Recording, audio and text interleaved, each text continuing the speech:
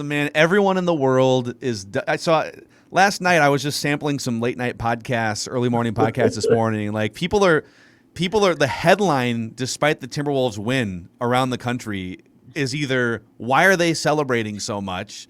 Act like you've been there before. They haven't. Well, they haven't. That's easy to explain. And then two, people just dumping, I think rightfully so, on Cat. But here he is, Patrick Reusse, in full support with the Cat bucket hat. I am solidarity. Let me say two things about Cat. I do think he came out for the second half ready to play, but then they gave him his fifth foul and he was done. But he did make about 2-3 plays right off the bat in the second half. Slipped that pass off to Vanderbilt. I don't think our guy, Coach Finchie, had him real prepared for the defense that they were doing the same thing they did early in the year. Batum was basically, guarding him, and then the big guy was standing in the lane. They could have called about 22 technicals on him for 3 seconds in the lane defensively. Yeah. But they did the same thing. But Cat and the Timberwolves looked at it like it was a big mystery. They had no idea what to do. And it was astounding that they got out of that first half leading by 2 points because they were terrible. But fortunately for them, and some of it had to do with the way they defended, but they made 2 out of 17. The Clippers scored 1 basket the last 7 minutes of the first half. So that was the one that they let Batum shoot right at the end of the half. So and the other thing I want to say about this guy is Cat is the referees hate him, right? Yes. They hate him. And it's amazing because the accusation against the NBA is always that the great players get the calls, right? The great players get the calls. And obviously they don't look at him in that category. He's one of the 15 best players in the league, right? 12, 15 best players in the league. But they can't wait to screw him, and then he goes down. It's not so bad the fouls they call on him because but generally it's when he gets mugged down at the other end and they don't call it and they just look at him. And you get Scott Foster and Ed Malloy in there, and they've been around long enough to hate him, and they're going to screw him at every opportunity. So to me, it was an amazing win because there were so many times in that game. I mean, this Norman Powell is a beast. He comes off the bench. Paul George was great the third quarter. Reggie Jackson. Yeah. Reggie Jackson is terrific. And they're a hard-nosed team. And to figure out a way to win that game is pretty amazing to me. That was I thought that as far, Patrick, as the post-game antics went, I thought for those fans, though, that was incredibly fun. Like Wolves fans haven't got a sniff of something like that. Once since 2003-04. So the whole thing about tone it down, you act like you've been there before. Why? Just from a fan perspective, screw that. Like I those people deserve that. Damn, he was good the second half, and he was good. And my guy D'Lo, who I'd written an early column about, saying this guy's going to have to show up, and that little run he had at the end of the first half saved him, right? Yeah. I mean, he had 15 at halftime, and he got 10 of them the last 4 or 5 minutes of that half. And it was a war. I think the Clippers, if they can get their, if they're not beat up and emotionally drained, should have no trouble winning the play-in game. They're pretty damn good, and. The Timberwolves are lucky that Kennard didn't play too, because he could make some 3-pointers. Well, and I think Taurean Prince was probably the equivalent. I mean, Kennard led the league in threes, but Taurean Prince being out for the Wolves was a problem too. Yeah, it was. It does, because he's he can get a rebound, and he gives them 12, 13 minutes that they could have used. So yeah, it was fun. It was great. But how long did the game take? Damn near 3 hours, right? Let's see here. I've got the. I don't know if it shows in the box score, but it was definitely 54 fouls. You know what else I discovered? And Judd, you probably noticed this too. The timeout breaks once they get to the playoffs or the long. postseason are ungodly. They're Yeah. 5 minutes long. They're TV timed. Yeah. Finch walks out and talks to his coaches, not as Yep. dramatically as some of the other guys used to. And then he comes back and talks to him for a minute. And then they got 3 minutes to just walk around and loiter because they don't. It's a 5 minute break. It's incredible. Every time there's a timeout, it's 5 minutes. You know, the other interesting thing about these games, and this is probably good news for Cat ultimately, they don't count. Like the stats, there's nowhere to put the box score. It's not a regular season game. Yeah, it's not a playoff game. It's just a game that happened in the ether of the NBA, and the stats don't live anywhere. They're not putting them in anywhere, huh? Now, like baseball, when they had the game 163s, they put them in the regular season stats. Yep, and the wild card games were postseason games. Yes, yes.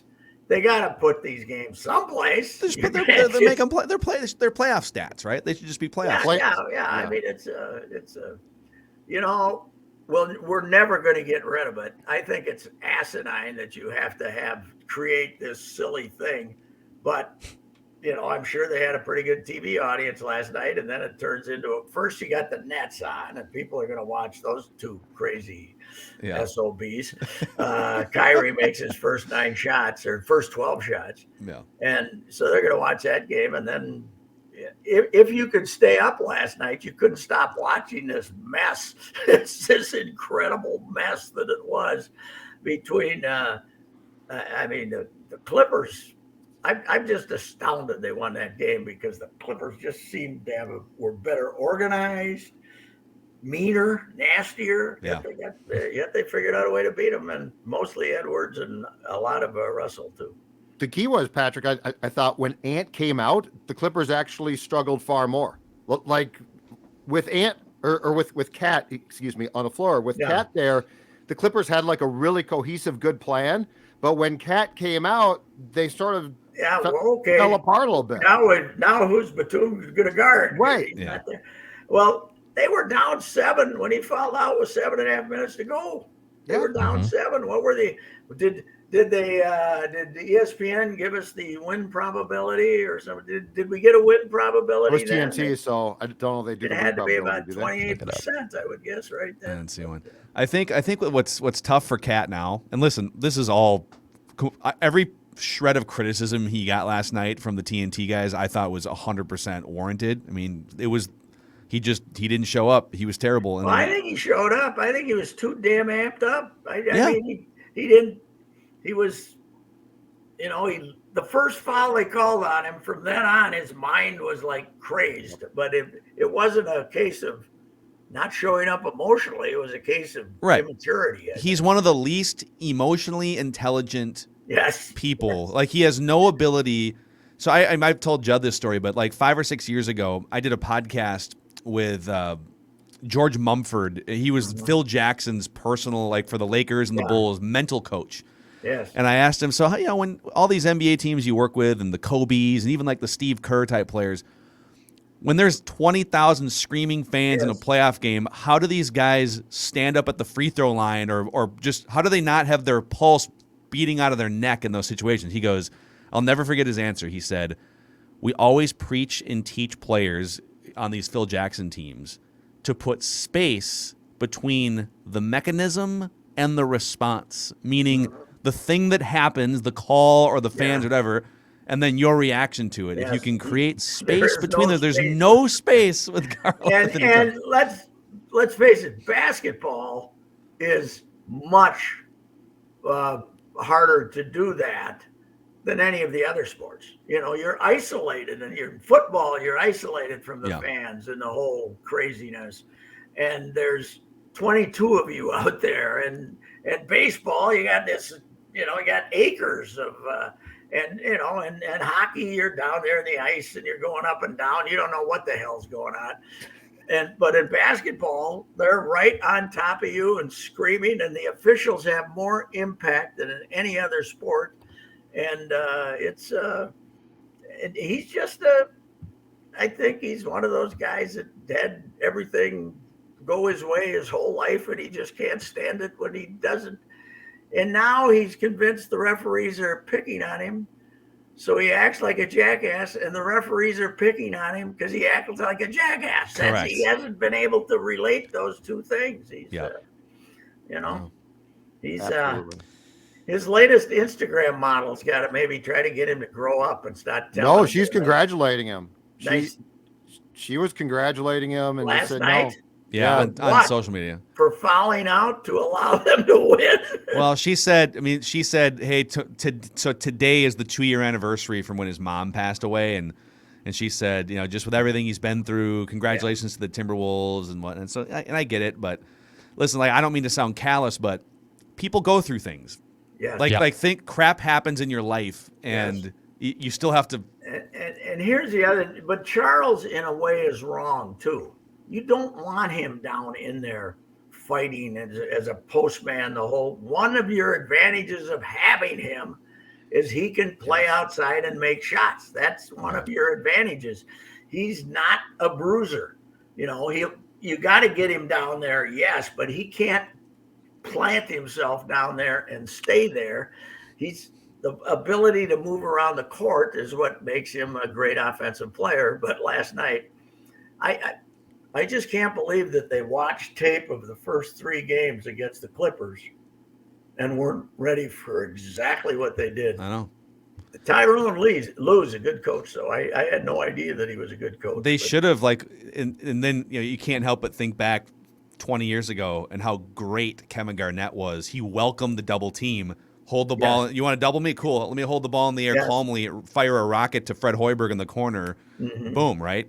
And the level of panic. But to your point, in the 3 days leading up to that game against the Clippers, aren't you as a team and Chris Finch saying, we hope they double Cat. We want them to double Cat because then it starts the spin cycle and we get wide open threes, right?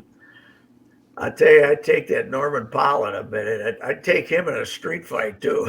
He is a burly, mean SOB. They picked him up at the trading deadline, right? Wasn't he?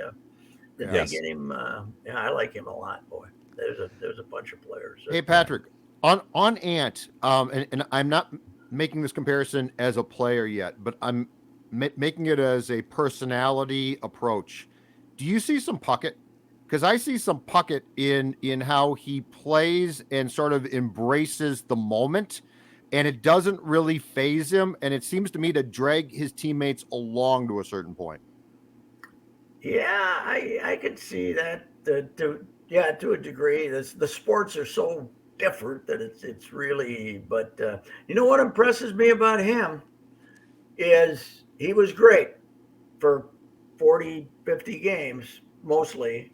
And then he had that downturn for almost a month. And you said, okay, is he worn out? Is it gotten to him? And now the last 2-3 weeks, he's been great again, that he picked it up again. And to find that reserve, because how many minutes has he averaged? 38? 30, 35, I think. 35, somewhere like that. And he plays defense, and he's still though. I'm watching the game, and I said to the guy next to me, I said, this dummy's going to shoot a 3 because he's kind of dribbling around the ball, one of those step back 3s, and boom, he made it. So he's I'm still not confident in him as a long range shooter, but he's confident in himself. So I guess that's what counts. I just love that he walks in, he calls himself a big game player. Yeah, he can't get enough of it, and they need someone like that. Oh, hell yes. Especially against Memphis. Is there a chance he could go 2 for 14 in one of those games? Yes, but he's going to keep at it. We talked about this yesterday, but it's a lot easier to be enthused about what's ahead now that you're not playing Phoenix, too. I mean, you can absolutely. The odds are very strong against you, but it's not impossible. Did I see correctly last night? It's not impossible to go back to Memphis tied 2-2 and figure out a way to win the 5th game. Well, I think I saw. So we were doing a live show after the game was over, so we didn't see the TNT postgame show, but they were clowning the Wolves for celebrating and stuff. And at halftime, Shaq said, "Cat, this is why people call you soft," and Barkley said, I see what Jimmy Butler was talking about. But then after the game, Passionate. apparently those guys both picked the Wolves to beat Memphis in the next round. I think I saw a bunch of people sent me that. Shaq and Barkley both did. Both I saw picked the Twitter. Wolves to beat They both Memphis, picked the despite trashing them for. Well, that's I don't know. They're I heard them trashing Cat a month ago when they were on TV 6 weeks ago, and it was Charles. Oh, he's got to get down and play in the post, and they were both saying, "No, he doesn't. He does at times, but he doesn't. That's not his game, and it's not the modern game for centers either. I mean, Jokic isn't down there the whole damn game either. So it's but it was fun. And you know what? They weren't sold out. It looked like upstairs. What they announced? I think 19. Did they really? It was not an announced sellout. Okay, but you could see seats up above, but it was loud, man. It was loud. I'm sorry, they announced 17. They announced 17. Yeah. There was a few hundred short of. There were some seats you could see up there, but it was rowdy and loud, and then I left about 50 minutes after the game ended, and I just tweeted this out and went over to ramp A and was riding up the elevator with Dodger fans just leaving the ballpark. Yes, it just ended. Has it ended yet? Has that damn game ended yet? You know what? When it's 7-1 and it's after 7.5 innings, you shouldn't have to wait 30 minutes to decide. I think it was like 90. Wait an hour. You should say, nah, that's good enough. You're behind 6 runs. You know, in youth hockey, I've discovered that this year, if there's a 6-goal difference, running time. Go to running time. Yeah. Amen. Let's in baseball, if it's like the 7th and you're 6 runs behind and it starts raining, see you tomorrow, boys. You're done. We're not waiting around here till 3 a.m. to finish this damn thing. The best part of last night's Twins game, because I went to the first bit, was when you could have went to the last bit after the game. I know I didn't. But when Carlos Correa came to the plate for his initial at bat and got booed out of the stadium because there were so many Dodger fans who still hate his guts that you could hear nothing but boos, and then he proceeded to get a double. But anyway, it was absolutely fantastic. Dodger fans hate Carlos Correa. So there was nobody there last night, but the people who were there were Dodger fans. Huh? Yes. Yeah. That's the way I was there for I was there like Judd. I was there for 5 innings, Pat, and my tickets and the entire third base side was literally Dodger fans up and down the whole way. The rain delay was 88 minutes. Yes. I think it was like 90 minutes. And that was after the runs were scored, right? Yeah, it was 1-1 after 5, and then there was a rain delay. You can't wait 88 minutes. No, the Dodgers scored though.